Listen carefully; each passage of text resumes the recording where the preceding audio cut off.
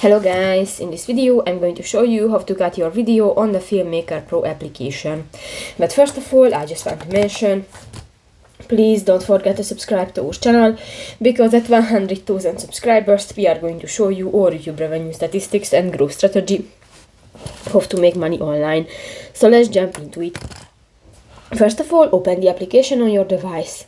So that's the home screen. Open the application and actually you can start a new project or just open one of your project. That's my video, and if I want to cut, just go to the movie line, and here you can find the lower bar, click to the third option, the cut, and here just click to the arrow and just pull on the line so you can set the cut area, and that's it. So that's pretty much it for this video, guys. See you in the next one. Bye bye.